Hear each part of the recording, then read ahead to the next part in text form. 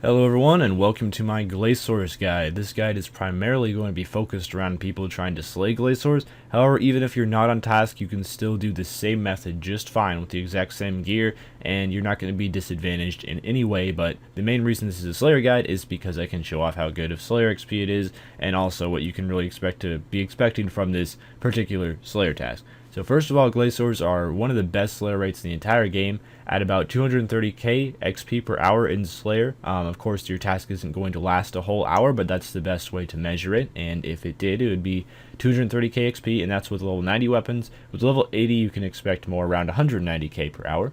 Profit per hour depends on your luck. However, with killing 110 Glacors per hour, which is about what I average using level 90 weapons, with the average drop rate of boots and the average price of the Armadyl Battle Staff, you're going to make around 4.5 mil an hour, and if you get unlucky, maybe more around 3 mil per hour, or if you're just not killing them quite as fast as that, if you're still getting the hang of Glacors and haven't adjusted to the perfect ability rotation and all that, you're going to be killing them a bit slower. Also, the charms are really good. If you're getting about 110 kills per hour, that's about 115 crimsons and 110 blue charms per hour, which is some really good charms. So be excited for that if you're not 99 summoning yet. Anyway, let's go ahead and head into the gear setup and see how we kill Glacors. This is the gear setup that I would recommend, and that is subjugation armor. I would not recommend wearing higher tier DPS armor because, well, you just really don't need it. It's not going to make much of a difference, and you don't need the defense, so just stick with subjugation. You'll be completely fine as long as you have soul split. And for your weapon, bring a noxious staff if you have that, or a chaotic staff if you don't, or dual wield seismics or Virtus work as well. Even level 75 tier weapons can work okay because you'll be using fire spells here and you'll be doing massive damage even with lower tier weapons. However, you might be needing a little bit of food because you won't be able to soul split it all back. Of course, if you don't have soul split, then replace all of those prayer potions with, switch them out with just a couple prayer potions for praying, magic, or range, and then mostly food. And it's going to be really annoying to do this task if you don't have soul split. It'll definitely still be worth it though. Also, charming imp is always helpful, and I have a spring cleaner in my inventory. That's that weird yellow looking thing, and that will crush all rune items, so it'll save you a few extra things to bank with your yak, or if you don't have a yak, it'll save you magic no paper. And then of course wear your Slayer helm, or if you're not on task, wear a hood of subjugation. And Dragon Rider amulet is important to wear. Do not wear a different amulet if you have the Dragon Rider, because it's going to buff the Dragon Breath ability, which is very important for this method. Other than that, Penance Aura can be helpful, can save you a lot on prayer. Make sure you're bringing runes for fire spells, and bring overloads or super magics or extreme magic potions if you don't have them. Although I don't normally tell you guys what abilities to use for Slayer tasks or really any situation, this time it's pretty important to have a few abilities on there. For one, you should have Wild Magic and Asphyxiate, and you'd probably be crazy not to have those abilities on any action bar.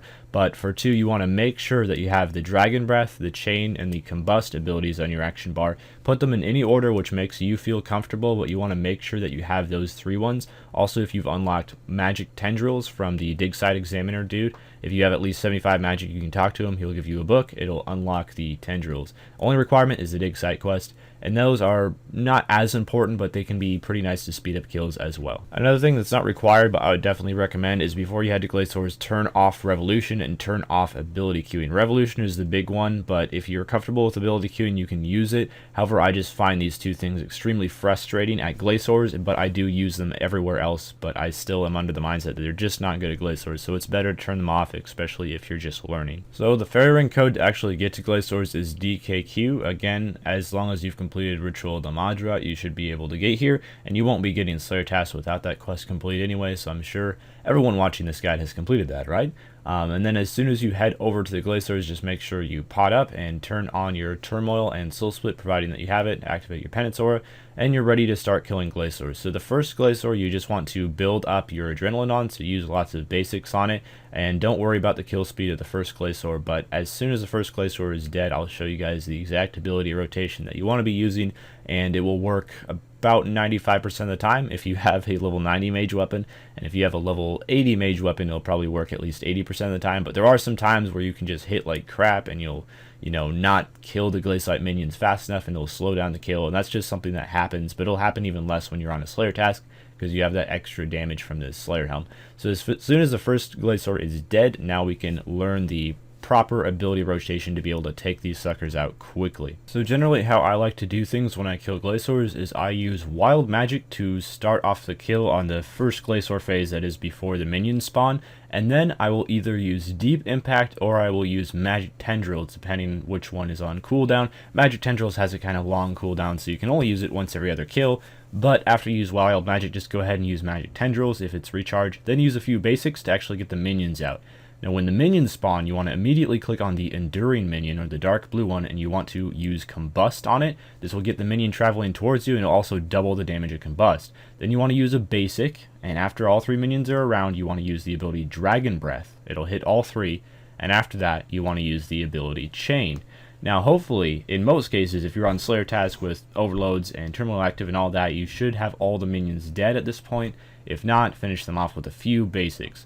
And then after that, you want to click on the Glacor and use Asphyxiate, and this should take the Glacor very near to death, or possibly even kill him outright. And here's the kill again in full speed just to see what it looks like. If you need to rewatch that part where I showed the rotation slowly just so you can get it down and know what abilities to use when, go ahead and do that. Again, that's not the most perfect rotation of all time, but I think that's a really good rotation for beginners learning Glacors, or people that are, new to Glacors again after the Slayer task came out. So that's what I would recommend to use when you start off. Also, if you find out how to use Sunshine optimally during Glacor kills, that can really help out, but it's a little bit trickier to use because you kind of have to use it after the minion spawn and then on the next Glacor for the first phase. But if you can do that, it can be pretty effective. So from a task of 60 Glacors, this is about what you should expect. It took me 31 minutes, so just barely after my last overload dose wore off, I finished off the task, and I got 623k GP, which isn't a huge amount, but it's all about the boots and the ABS Armored Battle Staff as well, I suppose,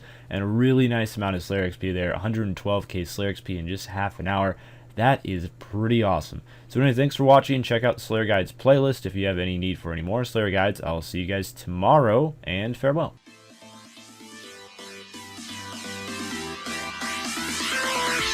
We'll be right back.